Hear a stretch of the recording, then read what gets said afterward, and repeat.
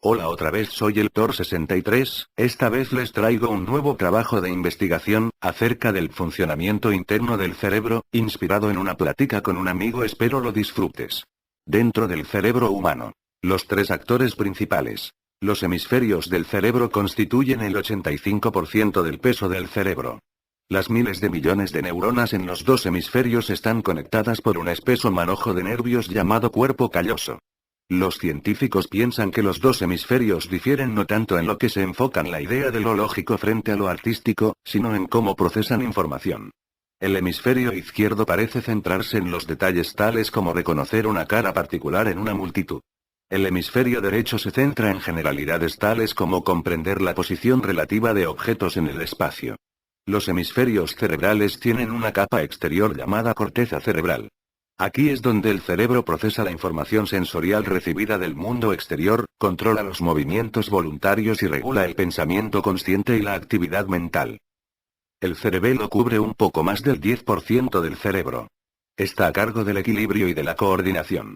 El cerebelo también tiene dos hemisferios que siempre están recibiendo información de los ojos, oídos, músculos y articulaciones acerca de los movimientos y la posición del cuerpo. Una vez que el cerebelo procesa esta información, esta viaja a través del resto del cerebro y la médula espinal para emitir instrucciones al cuerpo.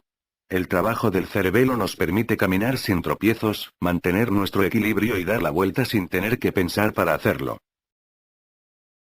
El tallo cerebral está ubicado en la base del cerebro.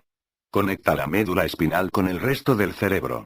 Aunque es el más pequeño de los tres actores principales, sus funciones son cruciales para la supervivencia. El tallo cerebral controla las funciones automáticas que nos mantienen vivos: nuestra frecuencia cardíaca, la presión arterial y la respiración. También retransmite la información entre el cerebro y la médula espinal, que luego emite mensajes a los músculos, la piel y a otros órganos. El descanso y el sueño también son controlados por el tallo cerebral. Otras partes cruciales.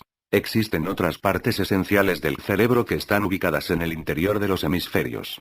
El sistema límbico visceral vincula el tallo cerebral con elementos de alto razonamiento de la corteza cerebral.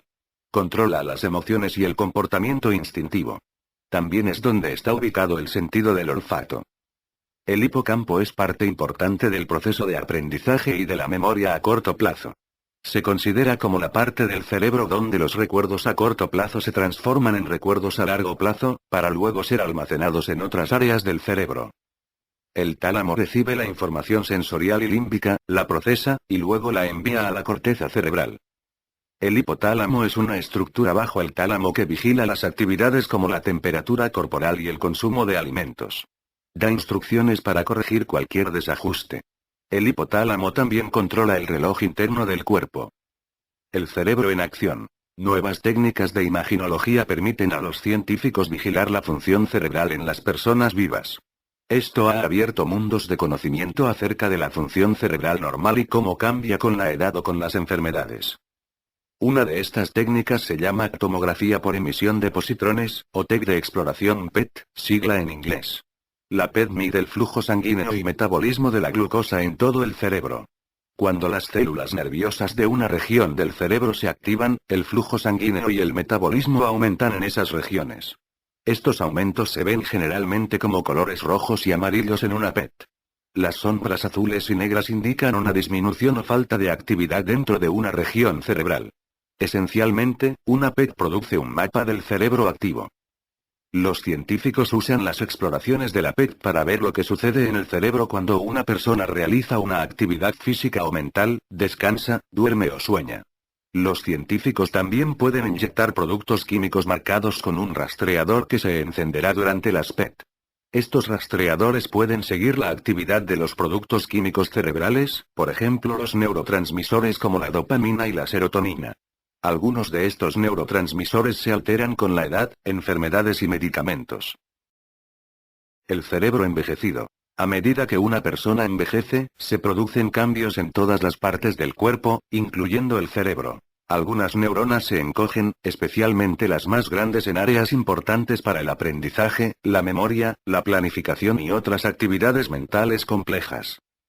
Los nudos y las placas se desarrollan en las neuronas y en las áreas circundantes, sin embargo en cantidades mucho más pequeñas que cuando una persona tiene Alzheimer. El daño ocasionado por los radicales libres aumenta. Los radicales libres son una clase de molécula que reacciona fácilmente con otras moléculas. ¿Cuál es el impacto de estos cambios?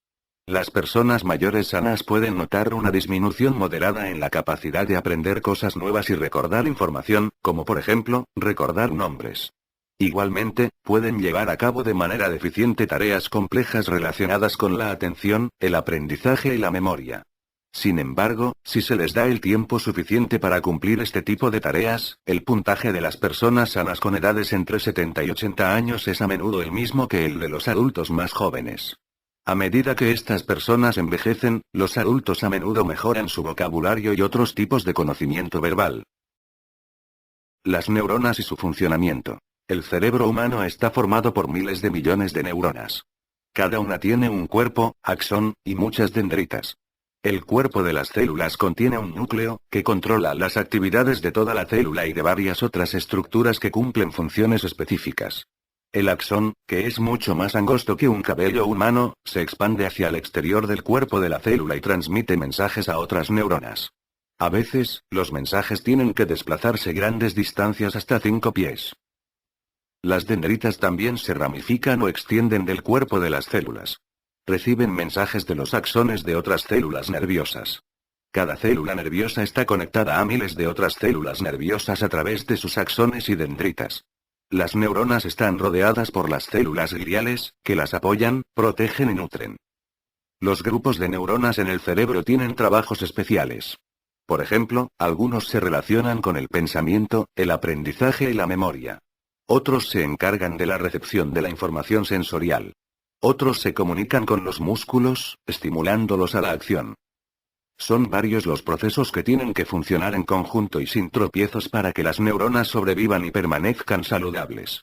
Estos procesos son la comunicación, el metabolismo y la reparación. Comunicación: el envío de millones de mensajes por segundo. Las neuronas. Imagina los cables de telecomunicación que funcionan en nuestras calles. Todo el día y la noche, millones de llamadas telefónicas pasan a través de cables de fibra óptica a velocidades increíbles, dejando que las personas hagan negocios, den instrucciones, se rían, o se enteren de algunas noticias. Multiplique eso por cientos de veces y eso es el cerebro. Las neuronas son grandes comunicadoras, siempre en contacto con sus vecinos. A medida que una neurona recibe mensajes de las células que la rodean, una carga eléctrica, o impulso nervioso, se acumula. Esta descarga se desplaza hacia la parte baja del axón hasta que llega al final. Aquí, se desencadena la liberación de mensajeros químicos llamados neurotransmisores, que se mueven desde el axón hacia las dendritas o los cuerpos de otras neuronas a través de un espacio diminuto. Una neurona típica tiene hasta 15.000 de estos espacios diminutos o sinapsis. Después de que pasan a través de las sinapsis, los neurotransmisores se unen a receptores específicos en el extremo receptor de las dendritas de las neuronas vecinas. También pueden unirse directamente a los cuerpos de las células. Una vez que los receptores se activan, abren canales a través de la membrana de las células hacia el interior del nervio receptor de la célula, o comienzan otros procesos que determinan cuál será el siguiente paso del nervio receptor. Algunos neurotransmisores inhiben la función de las células nerviosas, o sea, hacen que sea menos probable que la célula del nervio envíe una señal eléctrica hacia el axón. Otros neurotransmisores estimulan las células nerviosas. Preparan la célula receptora para tornarse activa o enviar una señal eléctrica a través del axón a otras neuronas que se encuentran en el mismo camino. En cualquier momento, millones de estas señales pasan rápidamente por las vías en el cerebro, permitiéndole recibir y procesar la información, hacer ajustes y dar instrucciones a diversas partes del cuerpo. Si las neuronas se desconectan, se enferman y podrían morir.